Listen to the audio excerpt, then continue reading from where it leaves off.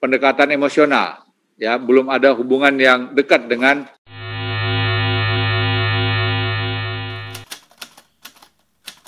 jurnalis di sini bahwa pemberitaan yang simpang siur dikarenakan informasi yang tidak terbuka oleh para pemangku kepentingan. Ini tidak merujuk kepada pemerintah pusat, Pak, tapi tujukan kepada Pak Doni, bisakah menghimbau Satgas COVID daerah agar bisa lebih transparan? Itu yang pertama, Pak. Kemudian juga terkait dengan daerah, bagaimana Pak sinkronisasi data, respon dan tindakan antara pemerintah pusat dan daerah, Pak? Kalau pemerintah pusat dinilai sudah relatif baik, tapi pemerintah daerah masih banyak yang datanya tidak sinkron, responnya tidak sama terhadap kenyataan di lapangan terkait pandemi.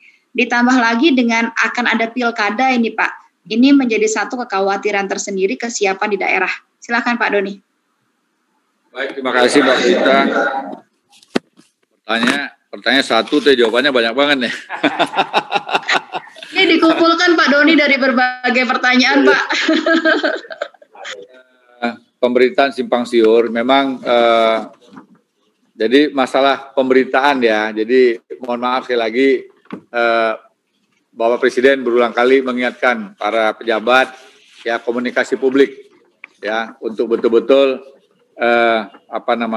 bisa baik, ya, karena dengan komunikasi publik yang baik, maka masyarakat juga tentu akan mendapatkan informasi yang utuh gitu.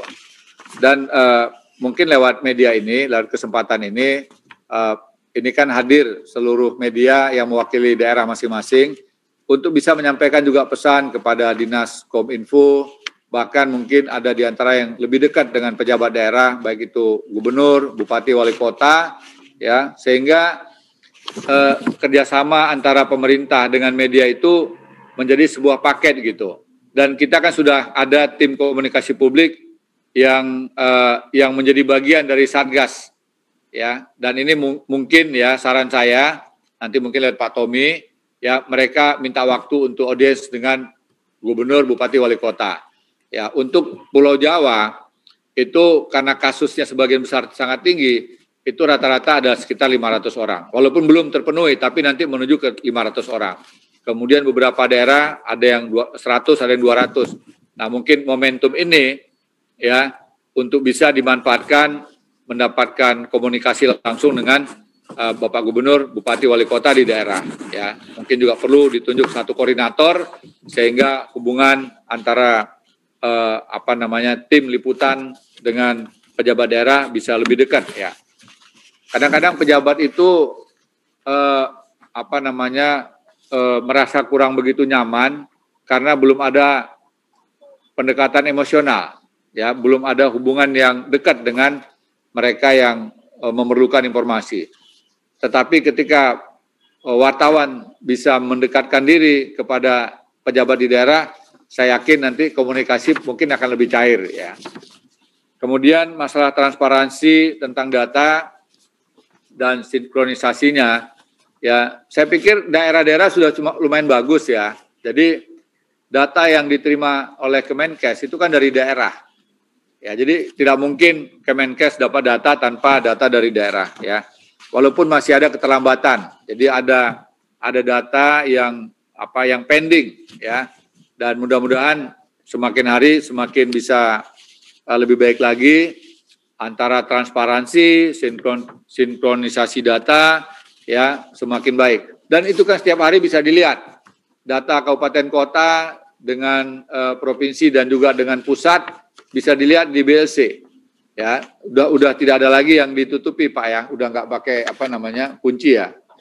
Udah nggak pakai password. Semua orang udah bisa lihat, ya.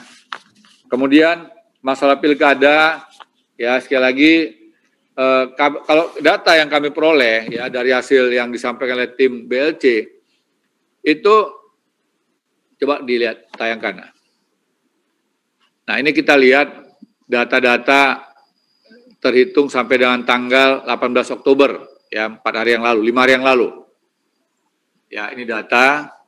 Nah, di sini kan teman-teman wartawan bisa melihat ini perkembangan antara daerah yang pilkada dan yang non pilkada, ya, bisa dilihat, ya, baik yang pilkada maupun non pilkada itu mengalami peningkatan positif, ya. Artinya jumlah yang merah itu semakin berkurang. Ya, artinya daerah dengan risiko tinggi semakin berkurang. Ya, dan kalau ini bisa kita jaga, maka momentum tadi yang saya sampaikan itu ya mudah-mudahan bisa bertahan. Tapi sekali lagi itu tidak mungkin akan bisa berjalan dengan baik kalau kita lengah. Ya, angka kematian bisa meningkat lagi, ya pasien yang terpapar COVID akan semakin meningkat lagi. Ya, kalau kita lengah. Tapi kalau kita bisa menjaga semuanya, maka insya Allah semuanya bisa terkendali. Ya. Nah, ini masalah pilkada, jadi harus kita yakini bahwa kunci dari semuanya itu adalah patuh kepada protokol kesehatan. Yang pilkada pun, kalau ketentuan tidak boleh kerumunan, kalau yang kumpul maksimalnya 50 orang, dan jaga jaraknya diperhatikan betul, kalau ada yang melanggar diberikan peringatan atau sanksi langsung, maka kekhawatiran-kekhawatiran kita bisa semakin berkurang. Dan kita kan tidak tahu sampai kapan ini akan berakhir. Termasuk juga menjelang liburan panjang. Sekaligus saya menyampaikan pesan tentang liburan panjang. Liburan yang aman-nyaman tanpa kerumunan. Atau liburan di rumah saja dengan berbagai macam pilihan. Ya.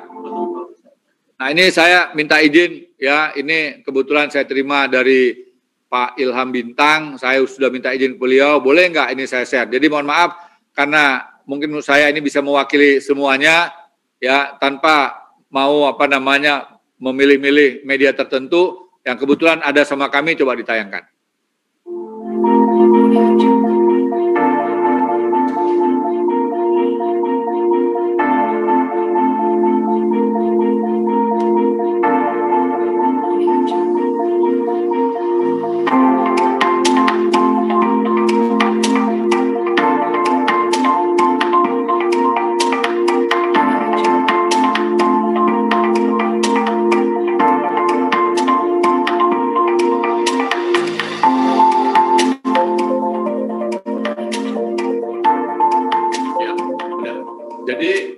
Nah, himbauan-himbauan seperti ini sangat penting sekali ya, ketika semua teman-teman media di daerah mau mengajak masyarakat untuk patuh kepada protokol kesehatan. Ya, kita hanya diminta patuh kepada protokol kesehatan, belum sebanding dengan pengorbanan para dokter yang konsekuensinya akan terpapar COVID dan juga bisa menimbulkan hal yang sangat fatal. Ya, kemudian itu saja tidak cukup. Kita harus meningkatkan keimanan kepada Tuhan Yang Maha Kuasa sesuai dengan agama kita masing-masing agar kita bisa bersabar. Dengan kita bersabar, kita bisa mengendalikan diri. Termasuk juga bagaimana kita bisa meningkatkan imunitas tubuh kita dengan makan makanan yang teratur, makan yang berkualitas, olahraga teratur, istirahat yang cukup, dan juga meminum vitamin, tidak boleh panik. Hati harus gembira. Coba ditayangkan 3 wajib tadi. Ya, jadi banyak hal yang bisa kita kita upayakan, ya, sekali lagi memutus mata rantai itu di hulu. Jadikan masyarakat sebagai garda terdepan dan dokter serta petugas kesehatan sebagai benteng terakhir. Demikian Mbak Prita. Baik, terima kasih Pak Doni. Izin menit Pak membacakan masukan-masukan dari rekan-rekan jurnalis di daerah Pak. Contohnya ini dari Kabupaten Bondowoso, Jawa Timur, Kasatgas COVID-19 kurang kooperatif Pak Jenderal diinformasikan. Kemudian juga ada jubir kabupaten kota juga tidak berfungsi sehingga akses ke berita COVID sering telat. Kemudian juga di sini ada juga informasi Pak bahwa di Bengkulu wartawan tidak dilibatkan Pak Doni di Satgas COVID, jadi sulit mendapatkan informasi transparan. Kemudian juga untuk Desa Tangguh ini belum tangguh sepenuhnya Pak, karena perlu pemantapan lagi karena masih ada warga yang meninggal COVID namun perlakuannya ada yang tidak prokes karena disebabkan ketidaktahuan masyarakat. Jadi itu dia ada juga laporan dari beberapa daerah lain Pak, tapi itu yang kemudian bicara mengenai masalah-masalah yang dihadapi di lapangan. Ada juga di Aceh Tamiang Pak, tidak terbuka di Aceh Tamiang terkait penanganan COVID-19 dikarenakan selalu ada konferensi pers di link humas terkait penambahan dan pengurangan pasien COVID, tapi media tidak pernah dilibatkan Pak. Itu dia laporan-laporan dari teman-teman di daerah, kemudian ada juga ini pemahaman masyarakat yang masih beragam di daerah, Pak, sehingga dampak pakai masker dengan tidak itu masih belum